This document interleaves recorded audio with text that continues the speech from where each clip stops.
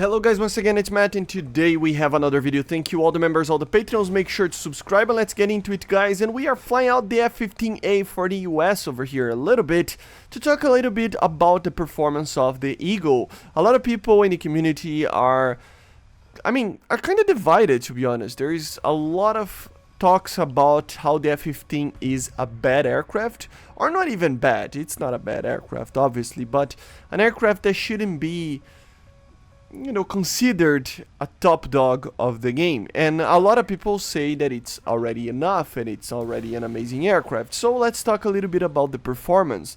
Should this aircraft actually get some form of buff? You know, not that there is many buffs that can actually be done in this aircraft, because remember, especially the Boss and the American one, they are basically the best that an F-15A could ever get, to be honest, right? So there is not even too many questions that, like, there's not a lot of options, to be honest, that what you can actually do with this aircraft. That's, I think, it's the main problem. But let's go for the facts. The first one is that, guys, this is a top tier aircraft, okay? This is an aircraft that has a lot of performance. You will see in this match, for example, that this thing has the weapons, has the performance, has everything to be already an amazing aircraft. I think it's, I already talked about this last week. I even think that this thing needs to have a higher BR. But let's not ignore that it has some troubles. It has some problems, you know. One of them is the radar, okay? This is an amazing radar. It really is. For the time that it was introduced, it was one of the best radars in the game, you know, in the world. And, well, let's be honest, it is a radar that just misses on features. That's the problem with the radar. What features it misses? Well, the main one would be TWS, right? TWS is a very big thing in the majority of aircraft. It gives you a lot of options when actually trying to, like, when you are actually trying to find where a target is exactly without having to lock on him, to choose your targets carefully, you know. The way that it works with the normal PD over here, it will be pretty much just choose whatever target is the closest to you or kind of where you want to lock, and it's just going to lock. Not that you don't have a way to actually take a look on how high or how low a target is.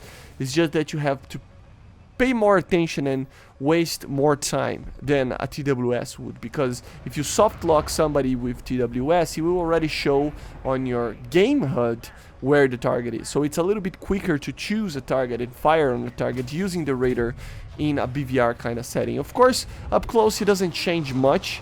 You have the acquire modes, so the ACM modes that you can use in a very, very dogfighty kind of situation, right? So it's okay if you have that in mind. But it has this little feature missing, right? Well, and the second thing that I think it's the only two things that are really missing in this aircraft is a helmet mounted sight, right? But let's be honest, guys. You gotta be honest, right? If you don't have an R-73 or a missile like that, HMSs in a dogfight, they're very good, you know. They do help you, especially when in the middle of a, you know, furbo or something like that. But it's not like the end of the world to not have one. At the end of the day, you will need to have the perfect shot position to fire name 9. And, well, although it can be a little bit of a pain and not the most fun thing ever when you are going to a head-on coming from a curve, you know, and you want to get a lock as quickly as possible, and then you don't have the HMS and you actually just use the normal ACM modes. It's not the greatest thing ever, but it's avoidable. Like, it's not a big problem. So I don't know, like, what is the reason, and that's, I think, is the main reason why I'm doing this video, right? Let's raise a little bit of a talk behind this point. Why are people thinking that this aircraft is not enough? Because I gotta be honest, I love to fly with the F-14, especially the A right now, that it gets some low tiers, and you know, the B is a very good aircraft. The F-15, the F-16 as well, it's a very, very good aircraft. And I normally prefer light aircraft, but with the performance that the F-15 has, which is pretty much the same as the F-16, basically better in many, many cases, although in low speed turn, of course, the F-16 is still better overall with the A's and stuff. It's still probably my favorite aircraft to fly right now in the US. It's the most comfortable aircraft in top tier to fight. Yes, it is an older aircraft. Yes, it does have its problems, but at the end of the day, you have a very powerful platform to launch Sparrows and AIM-9s. And remember, this is the AIM-9M and the AIM-7M, the best missiles that the US currently have.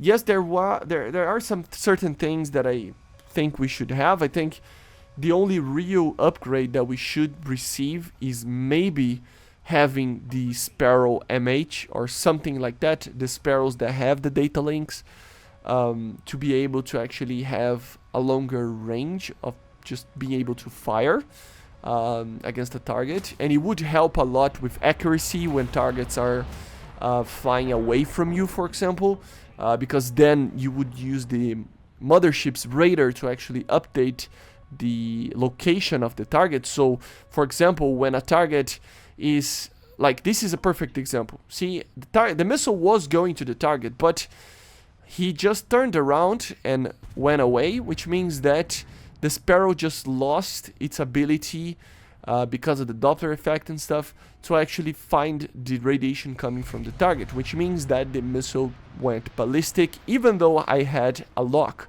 And that happens a lot in missiles that don't have data links, right? So the R-27 doesn't suffer from that. So the AIM-7 would be a lot better, I think, in overall situations if it actually had a data link like the MH had, right? So maybe that's the upgrade that we need in maybe all NATO aircraft, or just because the Sparrow is kind of limited. But everything else, guys, there are little things, as I said, and maybe, yes, maybe it's not on par with the Su-27. But let's be honest, this is the F-15A, you know, it's the first variant. The other variants should start to be a little bit better in the problems that he has. You will have better missiles, like the AIM-120 in the future. You will have better radars as well with the WS and other stuff. So I think it's just a matter of having a little bit of patience. But it's not like the F-15A is bad. You know, it really is not. It's an amazing aircraft, and it's probably my second favorite aircraft of the game right now, or third because I have the MiG-29 as my personal favorite, right? But after the Su-27 and the MiG-29, probably the F-15 is my number 3, right? So, like, it's complicated when I see people complaining about the F-15, and I have so much success flying this thing. It's such a good aircraft. I get way more kills than an F-16 and an F-14. So honestly, like, I'm not trying to accuse anybody, but let me know in the comments, and even the Discord, if you want to join in, what do you think about the performance of the F-15? Do you think it's good enough, or it's not that good? Let me know, and I see you guys on the next one. Make sure to subscribe.